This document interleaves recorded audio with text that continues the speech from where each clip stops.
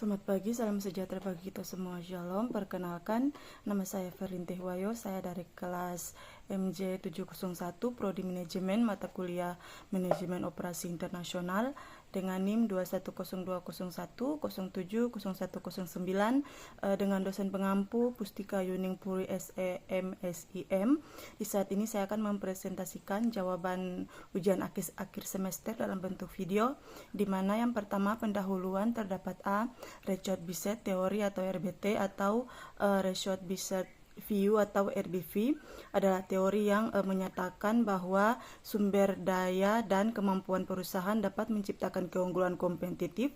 Teori ini dikembangkan oleh pakar ekonomi untuk menjelaskan bagaimana perusahaan dapat mengembangkan bagaimana juga sumber yang dimilikinya. Teori ini dapat digunakan untuk mengidentifikasi sumber daya dan kemampuan perusahaan yang dapat menjadi keunggulan kompetitif.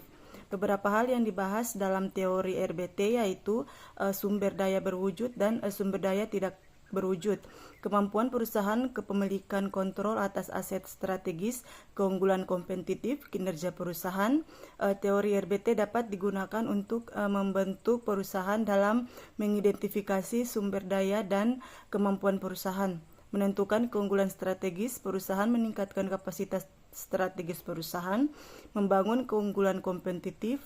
Rashad-Bichet teori atau RBT membahas mengenai sumber daya yang dimiliki perusahaan dan bagaimana perusahaan tersebut dapat mengelola dan memanfaatkan sumber daya yang dimilikinya. Yang berikut B. Operasi internasional dalam konteks bisnis adalah serangkaian rencana keputusan yang diambil perusahaan untuk memperluas kegiatan bisnis di luar negeri. Tujuannya adalah untuk mencapai tujuan kompetitif dan memaksimalkan kehadiran internasional perusahaan. Operasional internasional dalam bisnis dapat melibatkan pedagang barang dan jasa, investasi asing langsung, kolaborasi dengan perusahaan asing, dan juga pengelolaan operasi sehari-hari di berbagai negara. Untuk menjalankan operasi internasional perusahaan perlu mempertimbangkan berbagai faktor seperti perbedaan budaya, persyaratan hukum dan regulasi, kondisi pasar, tentang logistik, manajemen rantai pasok, manajemen risiko. Skalabilitas bisnis internasional dapat memberikan banyak manfaat bagi perusahaan, diantaranya investasi, diversifikasi risiko, meningkatkan pendapatan dan profitabilitas, memperluas jaringan global. Yang kedua, analisis konsep RBT. A. Konsep utama dari Rashad-Bichet teori atau RBT adalah keunggulan kompetitif teori untuk merupakan strategis organisasi yang berfokus pada sumber daya internal untuk keunggulan kompetitif. RBT ini juga merupakan pendekatan yang berpengaruh dalam manajemen strategis.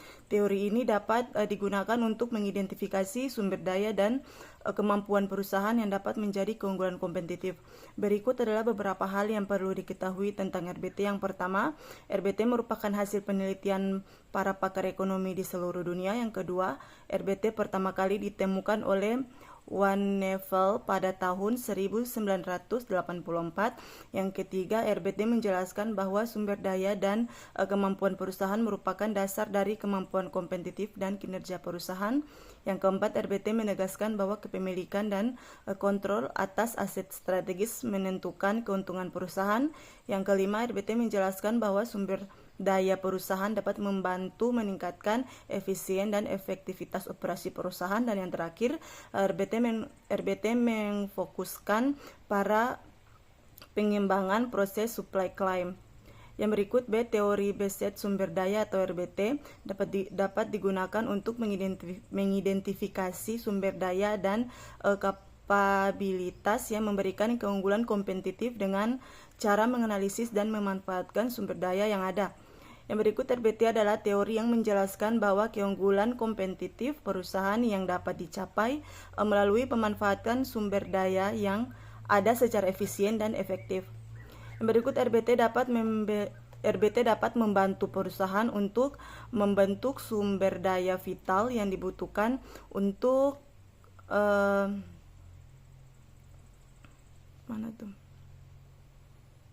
untuk memeriksa proses rantai pasok secara terpisah, dan koleksi RBT dapat membantu perusahaan untuk menambah penilaian di setiap level dengan menindas sumber daya dan kemampuan.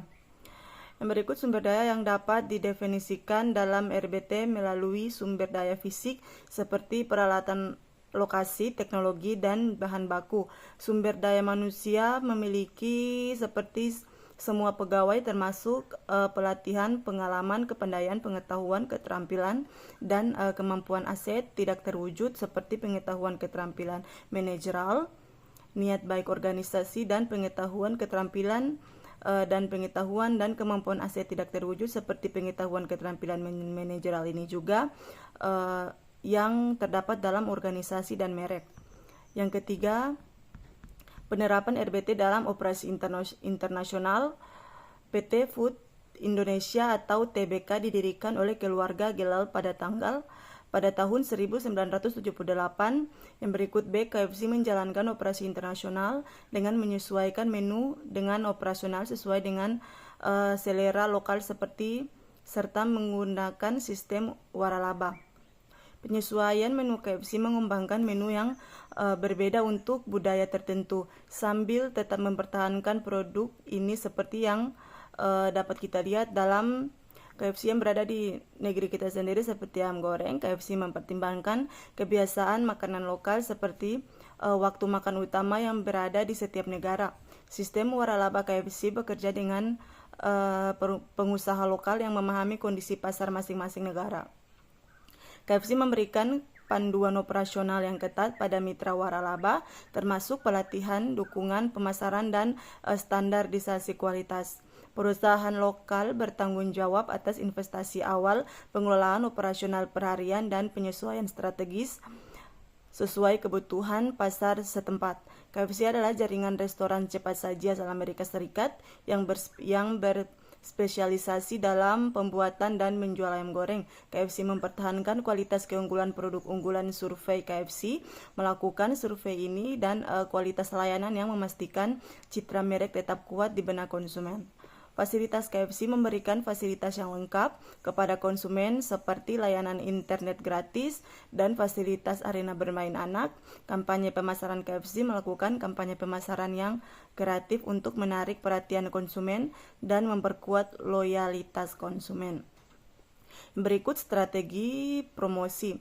KFC mempromosikan produk melalui iklan dan televisi, surat kabar, majalah, papan reklame. KFC juga menggunakan media sosial, pemasaran email, dan pemasaran video. Dan yang berikut, KFC menggunakan slogan Is Finger Click untuk menginginkan pelanggan akan kelezatan produknya. KFC juga melakukan promosi dengan perusahaan lainnya. Pemilihan lokasi KFC memiliki lokasi strategis yang strategis seperti pusat perbelanjaan, jalur utama, dekat stasiun atau tempat wisata.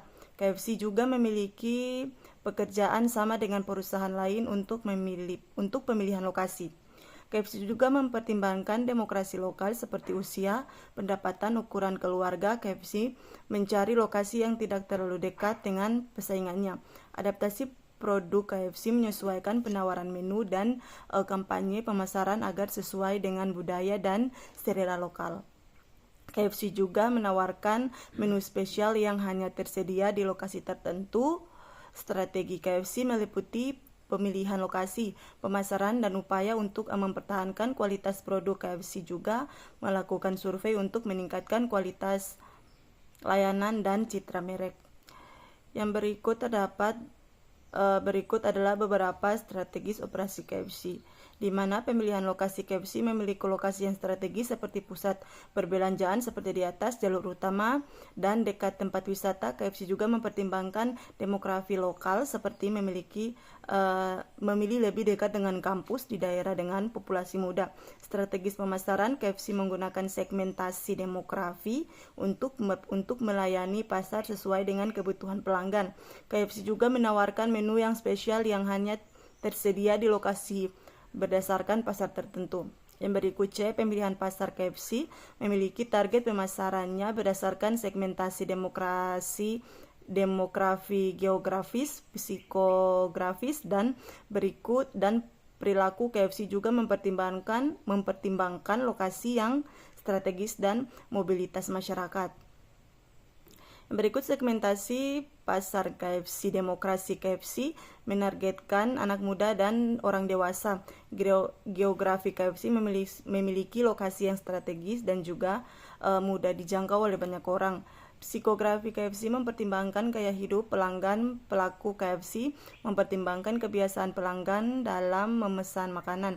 Strategis pemasaran, inovasi menu, fasilitas lengkap, penyesuaian harga dengan target pasar, partnership dengan brand lain, promosi di hari spesial, sponsorship pada event-event tertentu, layanan pesan antar, penyesuaian menu dengan selera lokal menggunakan sistem waralaba. Di mana metode masuk pasar KFC masuk ke pasar dengan berbagai strategi pemasaran termasuk promosi, pemilihan lokasi, dan adaptasi produksi. Dan yang keempat, studi kasus. A. Gerai pertama KFC Indonesia pertama kali berdiri pada Oktober 1978 di Jalan Malawai, Jakarta. Gerai ini pun sukses hingga dibuka cabang baru seperti di Bandung, Semarang, Surabaya, Medan, Makassar, hingga Manado. Kini KFC Indonesia memiliki lebih dari 714 gerai yang tersebar di berbagai kota dan wilayah Indonesia, termasuk Papua. Peluang bisnis, tips bisnis, toko bisnis. Home Exterior, toko bisnis yang nyaman tanpa iklan. Langganan bisnis pro, sejarah, dan profil pemilik KFC Indonesia. Berikut ini profil pemilik KFC Indonesia selengkap dengan sejarah dan kekayaan. Muhammad Rizky Nurawan dan Randy Mahendra. Bisniscom, Kamis 14 Januari 2024. Pembesar kepemilikan KFC Indonesia, Diki Glil KFC Share Small Fall Lixfon.